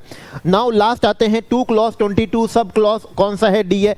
ये बड़ा सिंपल सा है, कंपनी ने क्या करा, रिडक्शन ऑफ कैपिटल कर दिया। 10 रुपए की फेस वैल्यू का शेयर था, उसको 1 रुपए में कर दिया, 1 रुपए में कर दिया, मतलब 90% कम कर दिया, और उसके अगेंस्ट आपको डिस्ट्रीब्यूशन कर दिया। क्या कर दिया, डिस्ट्रीब्यूशन कर दिया। तो डिस्ट्रीब्यूशन करा ऑन क्या करा, रिडक्शन ऑफ क्या करा, कैपिटल करा, कैपिटल कम कर दिया, 90% से कम कर दिया, और आपको क्या कर दिया, डिस्ट्रीब्यूशन कर दिया। तो डिस्ट्रीब्यूशन पे आपको जितना भी पैसा मिला है up to the amount of कौन सा, accumulated profit, up to the amount of accumulated profit including capitalised profit, वो आपके लिए क्या होगा, डीम्ड डिविडेंड होगा। वो आपके लिए क्या होगा, डीम्ड क्या होगा, डिविडेंड होगा। तो जब भी रिडक्शन ऑफ कैपिटल होता है उस पे डिस्ट्रीब्यूशन होता है up to the amount of कौन सा, एक्यूमुलेटेड प्रॉफिट, वो आपके लिए क्या होगा, डीम्ड डिविडेंड हो जाएगा।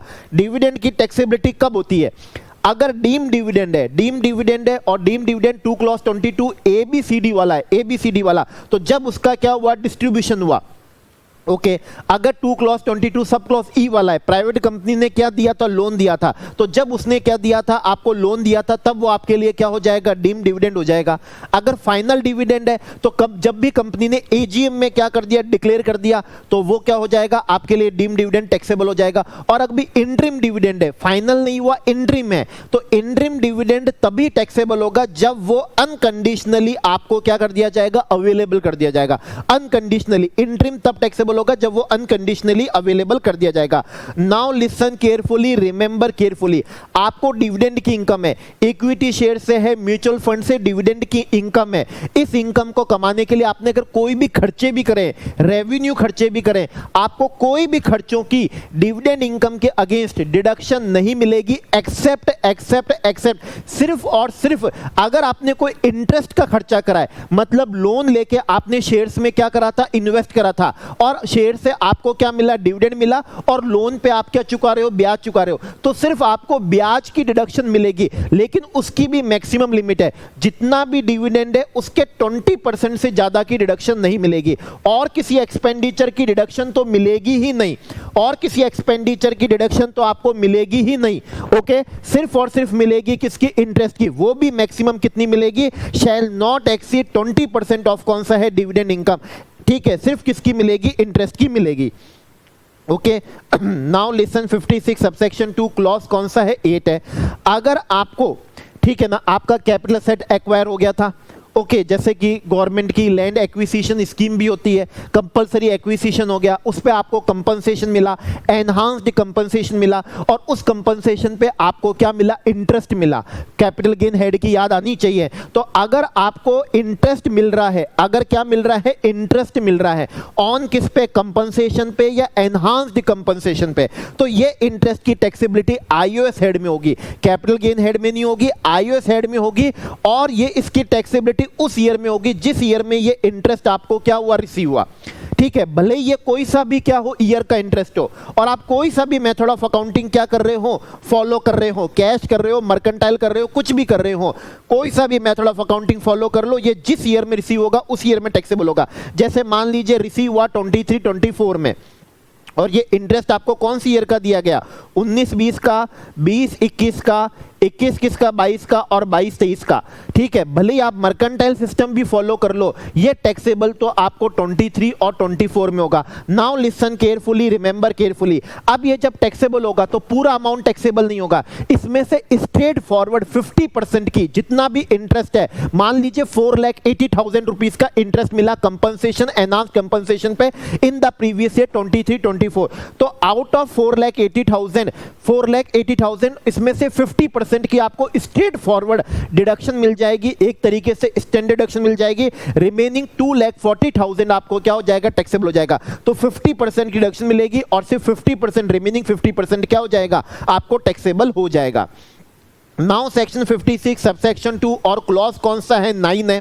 ठीक है, ये क्लॉज 9 क्या कहता है, अगर आपका कोई कैपिटल एसेट है, rural agriculture land capital asset नहीं होती है, मैं बात कर रहा हूं कोई कैपिटल एसेट है जिसको आप ट्रांसफर करना चाह रहे थे, ठीक है ना, किसी पार्टी के साथ में नेगोशिएशन भी चल रहा था, आपने उससे टोकन मनी क्या कर लिया, ले भी लिया, लेकिन बाद में वो ट्रांजैक्शन मटेरियलाइज नहीं हुई और वो टोकन मनी आपने क्या कर लिया, फॉरफिट कर लिया। वो टोकन मनी आपने क्या कर लिया, फॉरफिट कर लिया। वो एडवांस मनी आपने क्या कर लिया है, फॉरफिट कर लिया है। वो क्या कर लिया, फॉरफिट कर लिया, ट्रांसफर तो हुआ ही नहीं है। तो जो भी अमाउंट आपने क्या कर लिया, फॉरफिट कर लिया, ये आपको आईओएस हेड में क्या हो जाएगा, टैक्सेबल हो जाएगा, आईओएस हेड में टैक्सेबल हो जाएगा। और ये प्रोविजन 1 अप्रैल 2014, बहुत पुरानी बात हो गई, 10 साल पुरानी बात हो गई, ठीक है ना। उससे पहले क्या होता था, आपको ध्यान होना चाहिए, सेक्शन 51 कैपिटल गेन हेड में कॉस्ट ऑफ एक्विजिशन में से कम होता था, कॉस्ट ऑफ एक्विजिशन में, तो उसमें अलग ही दिक्कत थी, ठीक है। तो फिर उसको इन्होंने चेंज करा और क्या कहा, जब भी आप इसको फॉरफिट कर लोगे, चाहे आप क्या हो, खुद असेसी हो, चाहे आप प्रीवियस ओनर थे, कुछ भी थे, ठीक है, जब भी आपने क्या करा, एडवांस मनी फॉरफिट करा, नेगोशिएशन पूरी नहीं, ट्रांजैक्शन मटेरियलाइज नहीं हुई है, ठीक है, तो वो आपको अमाउंट आईओएस हेड में क्या हो जाएगा, टैक्सेबल हो जाएगा। बस ध्यान रखना, ये तभी टैक्सेबल होगा जब जो ट्रांसफर करना चाहते थे वो क्या हो, कैपिटल एसेट हो, कैपिटल एसेट हो, फिर उसका एडवांस मनी फॉरफिट करा, तो आपको आईओएस हेड के अंदर क्या होगा, टैक्सेबल होगा। Now listen carefully, remember carefully, employees contribution जो होता है, एम्प्लॉइज कंट्रीब्यूशन पीजीपी में पढ़ा है अपन ने, एम्प्लॉयर कंट्रीब्यूशन नहीं, एम्प्लॉयर कंट्रीब्यूशन पे तो 43B एप्लीकेबल होता है, लेकिन एम्प्लॉइज कंट्रीब्यूशन पे 43B नहीं लगता। एम्प्लॉइज कंट्रीब्यूशन जो होता है, जो आपको मालूम है वो बताता हूं, एम्प्लॉइज कंट्रीब्यूशन जो आपकी सैलरी में से एम्प्लॉयर काट लेता है, वो उसकी फंड की ड्यू डेट तक जमा करा देता है, तब तो डिडक्शन मिल जाती है, और अगर फंड की ड्यू डेट तक जमा नहीं कराया तो उसको डिडक्शन कभी नहीं मिलती है, परमानेंटली नहीं मिलती। ओके, एम्प्लॉयज कंट्रीब्यूशन है, तो एम्प्लॉयज कंट्रीब्यूशन जो होता है वो पहले एम्प्लॉयर की इनकम बनता है, आईओएस हेड की क्या बनता है, इनकम बनता है। इसका मतलब है कोई भी सम रिसीव हुआ है, एम्प्लॉयर को रिसीव हुआ है, और कौन सा रिसीव हुआ है, एम्प्लॉयज कंट्रीब्यूशन। तो आपका जो एम्प्लॉय कंट्रीब्यूशन था प्रोविडेंट फंड में, जो भी एम्प्लॉयज वेलफेयर फंड हो गया, सुपर एन्युएशन क्या हो गया, फंड हो गया, तो एम्प्लॉयर ने आपकी सैलरी में से काट लिया, तो वो पहले एम्प्लॉयर की अदर सोर्सेज की क्या बनेगा, इनकम बनेगा, और फिर वो अगर फंड की ड्यू डेट तक जमा करा देगा, मान लीजिए फंड की ड्यू डेट अगले महीने की कौन सी तारीख है, 15 तारीख है, 5 दिन का ग्रेस पीरियड है, मतलब अगले महीने की 20 तारीख तक जमा करा दिया तब तो डिडक्शन मिल जाएगी, और अगर 20 तारीख तक जमा नहीं कराया तो फिर आपको परमानेंटली क्या होगी, वो डिसअलाउ हो जाएगा, आपको उसकी क्या नहीं मिलेगी, डिडक्शन नहीं मिलेगी। इसके बाद में जनरल चीजें हैं, इनकम फ्रॉम क्या है, letting out on hire machinery plant furniture. अगर ये आपका बिजनेस नहीं है, अगर प्लांट मशीनरी को किराए पे देना, फर्नीचर किराए पे देना बिजनेस नहीं है, तो फिर ये आपके आईओएस हेड में टैक्सेबल होगा। अगर आपने इनसेपरेबल हाउस प्रॉपर्टी को अलोंग विद किसके साथ में, कुछ फर्नीचर के साथ में, मशीनरीज के साथ में, कुछ सर्विसेज के साथ में आपने क्या दिया, लेट आउट करा है, ठीक है, आप उसके ओनर हो, और अगर वो जो लेटिंग आउट करा है वो इनसेपरेबल है, इनसेपरेबल है तो हाउस प्रॉपर्टी में पड़ा है, अगर सेपरेबल है तो फिर वो कहां टैक्सेबल होगी, आईओएस हेड में टैक्सेबल होगी। और अगर वो सेपरेबल है तो जो बिल्डिंग का पार्ट होगा वो तो आईएचपी में जाएगा, लेकिन जो प्लांट मशीनरी फर्नीचर का होगा वो आईओएस में जाएगा, जो सर्विसेज के लिए पैसा लिया लिफ्ट के लिए तो वो किस में जाएगा, आईओएस में जाएगा। अगेन कोई भी विशेष बात इसके अंदर नहीं है। इंटरेस्ट इनकम कहां टैक्सेबल होती है, इंटरेस्ट इनकम हमारी आईओएस हेड में टैक्सेबल होती है। जैसे इनकम टैक्स का रिफंड मिला, इनकम टैक्स का रिफंड कोई इनकम नहीं है, मैंने ही ज्यादा टैक्स पे करा था उसका रिफंड मिला, वो इनकम नहीं है। लेकिन इनकम टैक्स के रिफंड पे जो इंटरेस्ट मिला 6% पर एनम से देते हैं, बड़ी कम रेट से देते हैं, लेकिन जो भी दिया है ठीक है वो हमको आईओएस हेड में टैक्सेबल होता है। लेकिन एक बात का आप बहुत ज्यादा विशेष ध्यान रखिएगा, एग्जाम पॉइंट ऑफ व्यू से इंपॉर्टेंट है, अगर आपका पोस्ट ऑफिस में, आई रिपीट, आपका पोस्ट ऑफिस में सेविंग खाता है, सेविंग खाता बैंक में भी होता है, पोस्ट ऑफिस में भी होता है, लेकिन मैं बात कर रहा हूं पोस्ट ऑफिस के, तो पोस्ट ऑफिस में अगर सेविंग बैंक अकाउंट है तो आपको इंटरेस्ट मिल रहा है तो उस पर आपको 3500 की क्या मिल जाएगी, डिडक्शन मिल जाएगी, 3500 की आपको क्या मिल जाएगी, एग्जम्पशन मिल जाएगी। और अगर वो सेविंग अकाउंट आपका पोस्ट ऑफिस में जॉइंट नाम से क्या ओपन हुआ है, जॉइंट नाम से क्या हुआ है, ओपन हुआ है, तो फिर आपको एग्जम्पशन उसमें से 7000 रुपए की, मतलब क्या हो जाएगी, डबल हो जाएगी। ध्यान रखना, बैंक के सेविंग अकाउंट पे आपको कोई भी 3500 7000 रुपए की एग्जाम्पशन नहीं है। ये ओनली इन रेस्पेक्ट ऑफ क्या है, पोस्ट ऑफिस सेविंग क्या है, सेविंग अकाउंट है। पोस्ट ऑफिस क्या है, सेविंग अकाउंट है। नाउ लिसन केयरफुली, जो गोल्ड मोनेटाइजेशन बॉन्ड होते हैं, जो गोल्ड मोनेटाइजेशन क्या होते हैं, बॉन्ड होते हैं, वो ना तो कैपिटल एसेट होते हैं, वो कैपिटल एसेट भी नहीं होते। स्कीम को सक्सेसफुल करने के लिए गवर्नमेंट ने क्या करा, उन्होंने कहा सोना लाओ, हम आपको बॉन्ड दे देंगे, और उस बॉन्ड को हम कैपिटल एसेट भी नहीं मानेंगे, और उस बॉन्ड पे हम आपको जो 54-58 का ब्याज भी देंगे, वो ब्याज भी टैक्सेबल नहीं होगा, वो ब्याज भी क्या हो जाएगा, एग्जेम्प्ट हो जाएगा। लेकिन लेकिन लेकिन जो सोवरिन गोल्ड बॉन्ड होते हैं, जो सोवरिन क्या होते हैं, गोल्ड बॉन्ड होते हैं, वो तो कैपिटल एसेट भी होते हैं, और उन पे जो 54-58 का ब्याज मिलता है, वो ब्याज भी क्या होता है, टैक्सेबल होता है। सिर्फ गोल्ड मोनेटाइजेशन बॉन्ड का, सिर्फ गोल्ड मोनेटाइजेशन बॉन्ड का जीएमबी का ब्याज क्या होता है, एग्जेम्प्ट होता है, टैक्सेबल नहीं होता है। ठीक है, इसके अलावा और कोई भी इनकम है, जो इनकम हो 2 क्लॉज 24 से क्या हो, इनकम हो, लेकिन अदर्स अगर PGP, salary, IHP, capital gain में नहीं हो, नॉट चार्जेबल अंडर क्या any other head of income हो, तो फिर वो आईओएस हेड में टैक्सेबल होती है। जैसे कि डायरेक्टर को बोर्ड ऑफ मीटिंग अटेंड करने की क्या मिल रही है, सिटिंग फी मिल रही है, आईओएस हेड के अंदर जाएगा। एमएलए, एमपी जो होते हैं वो गवर्नमेंट के एम्प्लॉय नहीं होते, लेकिन उनको सैलरी मिलती है, वो आईओएस हेड में टैक्सेबल होती है, सैलरी हेड में पड़ाया। और आपको ध्यान होना चाहिए, क्या ध्यान होना चाहिए, आपको ये ध्यान होना चाहिए कि जो एमएलए, एमपी को जो अलाउंसेस मिलते हैं, जैसे डेली अलाउंसेस मिलते हैं, वो इनकम टैक्स के सेक्शन 10 क्लॉज 17 से क्या होते हैं, एग्जेम्प्ट होते हैं। वो 10 क्लॉज 17 से क्या होते हैं, एग्जेम्प्ट होते हैं।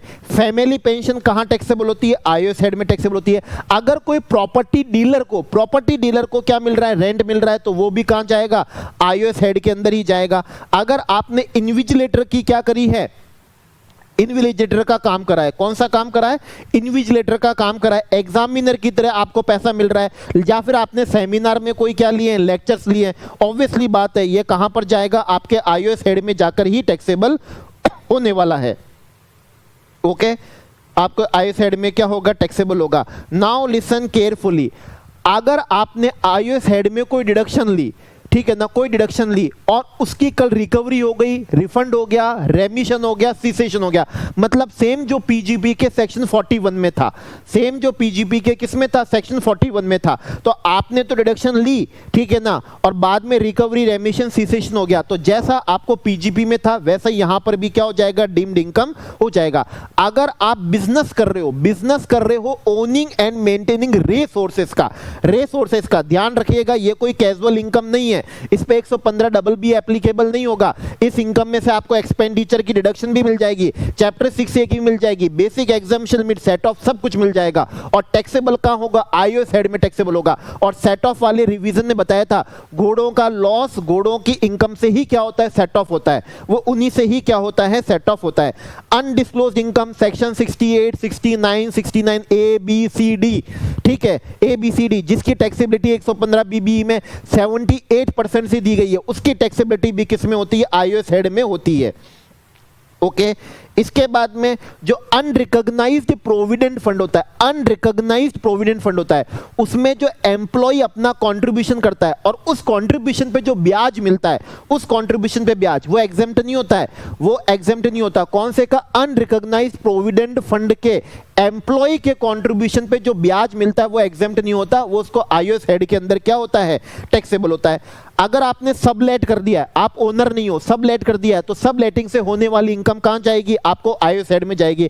आईएचपी नहीं हो सकता, क्यों नहीं हो सकता आईएचपी, क्योंकि आप उसके क्या नहीं हो, ओनर नहीं हो, ओनर नहीं हो।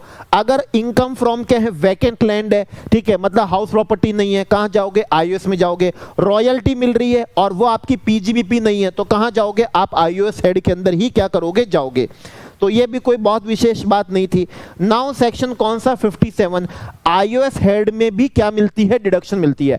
आईओएस हेड में भी क्या मिलती है, डिडक्शन मिलती है। सबसे पहली बात, जो भी रेवेन्यू एक्सपेंडिचर है, सभी रेवेन्यू एक्सपेंडिचर की डिडक्शन आपको मिल जाएगी, बस कैपिटल एक्सपेंडिचर की नहीं मिलेगी। ऐसा तो आपने पीजीबीपी में ही पढ़ा है। तो सभी रेवेन्यू एक्सपेंडिचर की आईओएस हेड में भी क्या मिल जाती है, डिडक्शन मिलती है। तभी तो अपन ने पढ़ा है कि कल रिकवरी हो गई, रेमिशन हो गया, सीसेशन हो गया, रिफंड हो गया, तो उसको डीम्ड इनकम मान के क्या कर देंगे, टैक्सेबल कर देंगे। आपको जो कंपनसेशन और एनहांस्ड कंपनसेशन मिला था तो 50% डिडक्शन मिली थी और 50% क्या हो गया था, टैक्सेबल हो गया था। Now listen carefully, family pension है। फैमिली पेंशन की बात बता दूं, अगर आपको क्या मिला है, परमवीर चक्रा मिला है, महावीर क्या मिला है, चक्रा मिला है और वीर चक्रा मिला है, और आपकी डेथ के बाद में फैमिली को जो क्या मिलेगी, पेंशन मिलेगी, फैमिली को पेंशन मिलेगी। मतलब जो गैलेंट्री अवार्ड्स मिलते हैं उनको जो उनके फैमिली मेंबर को जो फैमिली पेंशन मिलती है वो इनकम टैक्स में सेक्शन 10 क्लॉज 18 से एग्जेम्प्ट होती है। क्या होती है, एग्जेम्प्ट होती है। इसके बाद में जैसे आप क्या थे, आर्म्ड फोर्स में थे, इंक्लूडिंग कौन सा, पैरामिलिट्री, और आपकी ऑपरेशनल ड्यूटी पे क्या हो जाती है, डेथ हो जाती है। ठीक है ना, ऑपरेशनल मतलब कोई वीर चक्रा नहीं मिला, कोई वीर चक्रा नहीं मिला, कोई गैलेंट्री अवार्ड नहीं मिला, लेकिन आप शहीद हो गए, ऑपरेशनल ड्यूटी पे डेथ हो गई है, तो आपके फैमिली मेंबर को भी जो पेंशन मिलेगी, फैमिली पेंशन, ठीक है, वो भी क्या रहेगी, एग्जेम्प्ट रहेगी। इनके अलावा जिनको भी फैमिली पेंशन मिलती है आईओएस हेड में टैक्सेबल होती है, लेकिन उसमें से डिडक्शन मिलती है। जितनी भी फैमिली पेंशन है उसका 1/3 अमाउंट और 15,000 ये कोई पर मंथ नहीं है, पूरे साल का, दोनों में से जो लोअर होगा, मतलब मैक्सिमम 15,000 की आपको क्या मिलेगी, डिडक्शन मिल जाएगी। और आपको ध्यान होना चाहिए 115 बीएसी सब सेक्शन 1A में भी फैमिली पेंशन की डिडक्शन मिल जाती है, पहले नहीं मिलती थी, मिल जाती है अब। 1/3 और 15,000 विच एवर इस क्या होगा, लोअर होगा, आपको फैमिली पेंशन की डिडक्शन मिल जाएगी। इसके बाद में आपको शेयर से डिविडेंड मिल रहा है, म्यूचुअल फंड से डिविडेंड मिल रहा है, कोई डिडक्शन नहीं मिलेगी, एक्सेप्ट कौन सा है, इंटरेस्ट की मिलेगी, वो भी मैक्सिमम कितनी मिलेगी, 20% ही मिलेगी, इससे ज्यादा आपको नहीं मिलने वाली है, इससे ज्यादा नहीं मिलने वाली है। और अगर आपकी इनकम आईओएस हेड में टैक्सेबल हो रही है, जैसे प्लांट मशीनरी को आपने किराए पे दिया, फर्नीचर किराए पे दिया और वो आपका पीजीपी नहीं है, पीजीपी नहीं, तो आईओएस हेड में टैक्सेबल होगी। आईओएस हेड में डेप्रिसिएशन भी मिलता है, आईओएस हेड में क्या मिलता है, डेप्रिसिएशन भी मिलता है। इसके बाद में सेक्शन कौन सा, 58, नो डिडक्शन नहीं मिलेगी। तो सबसे पहली बात, कैजुअल इनकम जो थी उसमें से कोई डिडक्शन नहीं मिलती है, चैप्टर 6A की नहीं मिलती, एक्सपेंडिचर की नहीं मिलती, लॉसेस सेट ऑफ नहीं होते, बेसिक एग्जामिशन लिमिट नहीं मिलती, 87A की रिबेट मिल जाती है। तो कैजुअल इनकम में से कोई डिडक्शन नहीं मिलती है। एक खास बात जो आपने पीजीबीपी में देखी है, in a day to a person, ठीक है ना, एग्रीगेट एक्सीडिंग 10,000, अदरवाइज अकाउंट पे चेक, अदरवाइज अकाउंट पे ड्राफ्ट, अदरवाइज क्या है, प्रेस्क्राइब्ड जो इलेक्ट्रॉनिक मोड थे उनके अलावा अगर आप पेमेंट कर देते हो तो वो क्या हो जाता है, डिसअलाउ हो जाता है। सेम यहां पर भी क्या हो जाएगा, डिसअलाउ हो जाएगा, डिसअलाउ हो जाएगा। जैसा आपने पीजीपी में पढ़ा कि आप अपने स्पेसिफाइड पर्सन को एक्सेसिव पेमेंट कर देते हो, फेयर मार्केट वैल्यू से ज्यादा कर देते हो, लेजिटिमेट नीड ऑफ बिजनेस से ज्यादा क्या कर देते हो, पेमेंट कर देते हो, जितना बेनिफिट मिला उससे ज्यादा पेमेंट करते हो, तो 40A सब सेक्शन 2 ने कहा था जो एक्सेसिव होगा वो डिसअलाउ हो जाएगा। सेम प्रिंसिपल यहां पर भी एप्लीकेबल है, एक्सेसिव क्या हो जाएगा, डिसअलाउ हो जाएगा। आपने पीजीपी में पढ़ा, आपने रेसिडेंट को क्या करा, पेमेंट करा, प्रीवियस ईयर में टीडीएस नहीं काटा, ठीक है, या फिर प्रीवियस ईयर में टीडीएस काट लिया लेकिन रिटर्न फाइल करने की ड्यू डेट तक जमा नहीं कराया, तो 30% डिसअलाउ होता है। सेम वैसा यहां पर अलाउ हो जाएगा, मतलब डिसअलाउ हो जाएगा, 30% क्या हो जाएगा, डिसअलाउ हो जाएगा। जैसा पीजीबीपी में पर्सनल एक्सपेंडिचर की डिडक्शन नहीं मिलती, वैसे यहां पर भी आपको पर्सनल एक्सपेंडिचर की डिडक्शन नहीं मिलेगी। 59 डीम्ड इनकम होता है, ऑलरेडी बता चुका हूं, जिसकी आप डिडक्शन ले चुके हो, ठीक है, उसका रिफंड, रिकवरी, रेमिशन, सीसेशन हो जाता है, जिसकी आप डिडक्शन ले लिया आईओएस हेड में, तो वो आपको पीजीपी हेड में क्या, आईओएस हेड में क्या हो जाएगा, टैक्सेबल हो जाएगा। पीजीपी और आईओएस हेड ये दो ही हेड ऐसे हैं जिसमें आपकी चॉइस है, आप जो मेथड ऑफ अकाउंटिंग फॉलो करना चाहो वो मेथड ऑफ अकाउंटिंग क्या कर सकते हो, फॉलो कर सकते हो। आप कैश करना चाहो कैश कर लो, मर्केंटाइल करना चाहो मर्केंटाइल कर लो, जो फॉलो करना चाहो फॉलो कर सकते हो। एक बात का ध्यान रखिएगा, क्वेश्चन सॉल्व करते समय अगर आपको लिखा हुआ आता है जैसे इंटरेस्ट रिसीव्ड है, डिविडेंड क्या है, रिसीव्ड है, डिविडेंड क्या है, रिसीव्ड है, आपको विनिंग की इनकम क्या हुई है, रिसीव्ड हुई है, तो आपको उसको ग्रॉस अप करना पड़ेगा। क्या करना पड़ेगा? Gross up. अगर रिसीव्ड लिखा हुआ है तो उसको ग्रॉस अप करना पड़ेगा। कैसे करोगे? जितना भी अमाउंट रिसीव्ड हुआ, ठीक है, net of TDS, net of कौन सा है, टीडीएस, आप उसको क्या कर लीजिएगा, डिवाइड कर लीजिएगा 100 माइनस कौन सा, रेट ऑफ टीडीएस। जैसे रेट ऑफ टीडीएस मान लीजिए, मानना क्या है, विनिंग के केस में 30% है, तो जितना भी अमाउंट आपको मिला है उसको आप 70% से रिसीव कर लीजिए, 70% से क्या कर लीजिए, डिवाइड कर लीजिए, ठीक है, वो क्या हो जाएगी, ग्रॉसिंग अप हो जाएगी। तो आपको उसको क्या करना पड़ेगा, ग्रॉस अप करना पड़ेगा, ठीक है। आई थिंक बात आपको यहां पर समझ में आ चुकी है। ये हमारा iOS हेड था। अब ये जो है हमारा सिर्फ एक पेज का है, ये ऑलरेडी मैं करा चुका हूं, इंपॉर्टेंट है, एग्जाम के पॉइंट ऑफ व्यू से बिल्कुल डिटेल्ड में कराया है। स्पीड को ट्वाइस कर लीजिएगा, लेकिन करके डिटेल जाइएगा, एग्जाम में आने के, क्वेश्चन आने के बड़े चांसेस हैं। ये है हमारा कौन सा, ऑनलाइन जो गेमिंग होती है, उस ऑनलाइन गेमिंग से हमको जो नेट विनिंग हुई है, क्या हुई है, नेट विनिंग हुई है, उसकी कंप्यूटेशन, उसकी कंप्यूटेशन बहुत आसान है। क्वेश्चन भी यहां पर करवाया हुआ है, एक बहुत बढ़िया क्वेश्चन है। इसी क्वेश्चन से सब कुछ आपको याद हो जाएगा, कौन से, एग्जाम तक, एग्जाम तक। और इसके बाद में है हमारा कौन सा, लाइफ इंश्योरेंस।